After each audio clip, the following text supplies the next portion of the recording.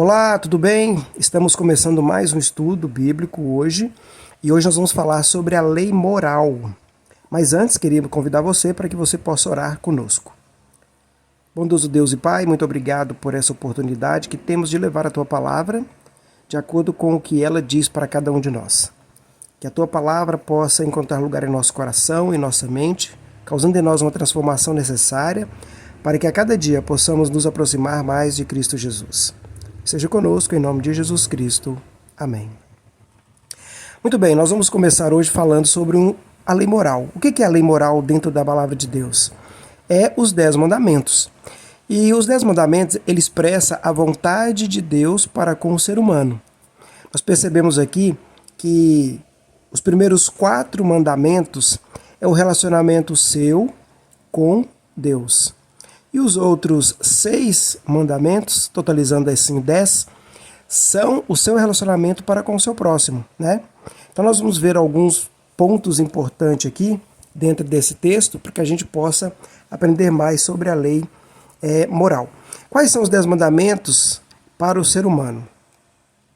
Aí nós começamos, não terás outros deuses diante de mim. É o próprio Deus falando, né?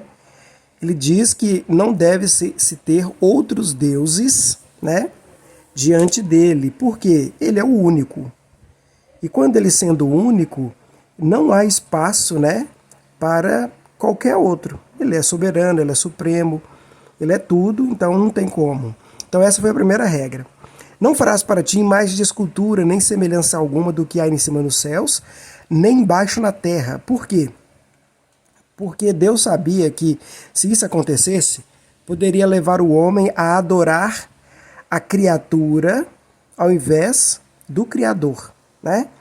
E se eu adoro a criatura e eu cansei dessa criatura, eu crio outra criatura, né? Para que eu possa adorar. E aí, com o tempo, eu vou escolher a criatura que mais me adapta para que aos meus gostos, né? Para que eu possa adorá-lo. E com Deus não é assim, né? Aí vem completando, não as adorarás, nem lhes darás cultos, porque eu sou o Senhor teu Deus, Deus zeloso, né, que visita a iniquidade dos pais nos filhos até a 3ª e 4ª geração. Aí tem também, não tomarás o nome do Senhor teu Deus em vão. O que esse mandamento quer dizer? Não é você ficar falando, ai meu Deus, ai meu Deus, ai meu Deus. É quando você pega o nome de Deus e emprega o nome dele para aquilo que ele não autorizou. É como se alguma pessoa pegasse o seu nome, né, os seus documentos, e fizesse algum tipo de compra que você não autorizou.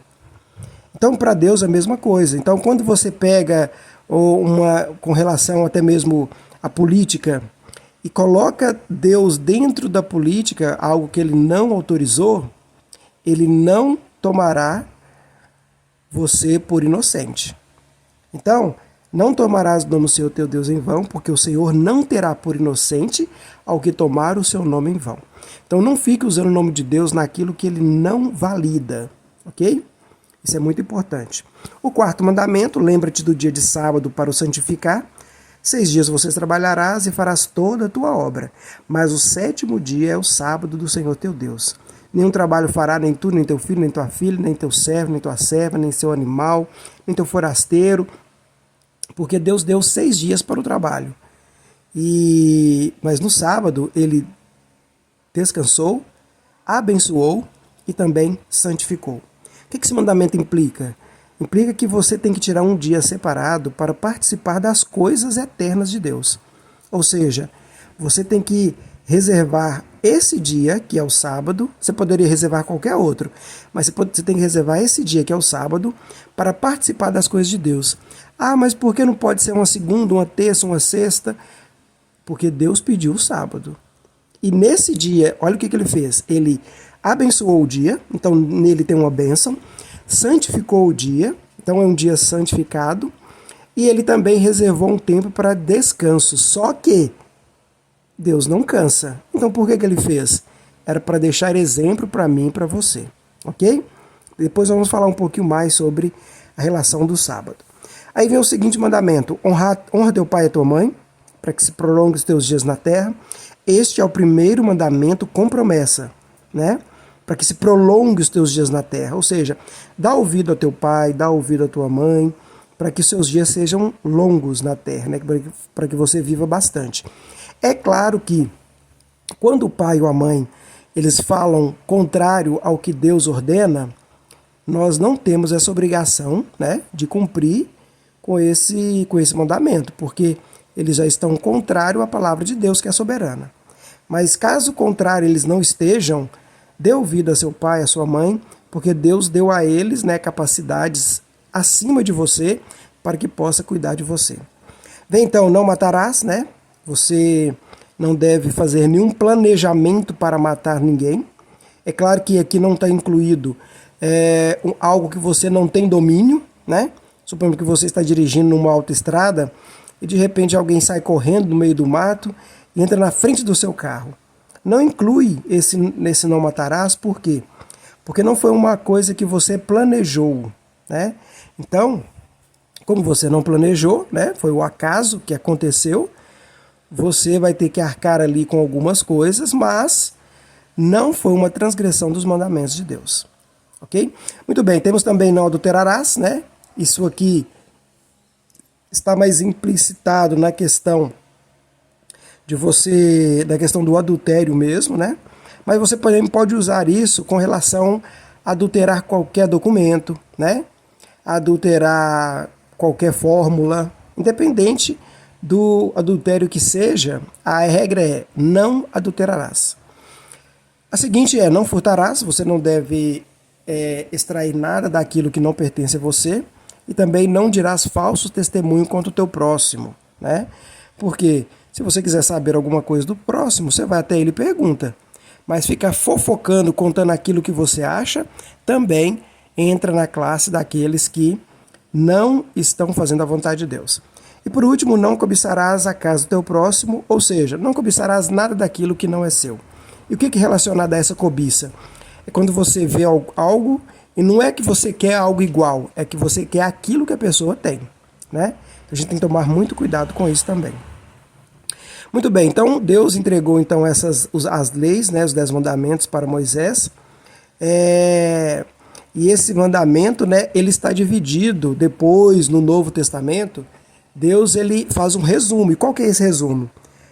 Mestre, qual é o grande mandamento da lei? Mateus 22, 36. Respondeu Jesus, amarás o Senhor teu Deus de todo o teu coração, de toda a tua alma e de todo o teu entendimento. Este é o grande e primeiro mandamento. Por quê? Você lembra que aqueles 4 que foram resumidos lá nas tábuas, eles estão relacionados a Deus?